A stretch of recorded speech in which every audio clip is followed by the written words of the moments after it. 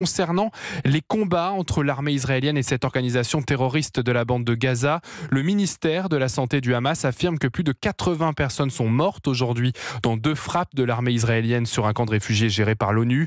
Il se situe à Jabalia, dans le nord de la bande de Gaza.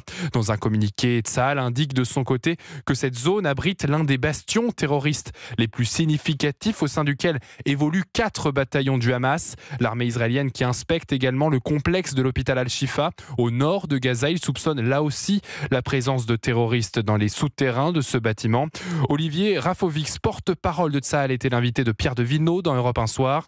Pour lui, la bande de Gaza est une machine de guerre pour les terroristes. Il faut se méfier de la moindre porte et du moindre passage souterrain. Ils peuvent surgir de partout.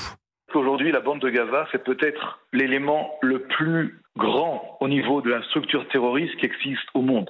On a affaire véritablement à un enfer de guerre terroriste où toutes les choses qui peuvent paraître entre guillemets normales, des écoles, des mosquées, des structures donc hospitalières, sont totalement piégées et exploitées par le Hamas.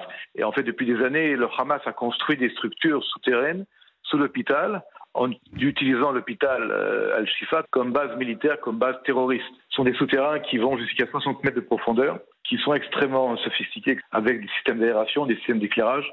Et on a affaire ici à une vraie machine de guerre. Et dans toute la bande de Gaza, il y a à peu près l'équivalent de 500 miles, à peu près 800 km de souterrains dans toute la bande de Gaza. Olivier Rafovitch, porte-parole de Tsahal, au micro européen de Pierre de Villeneuve.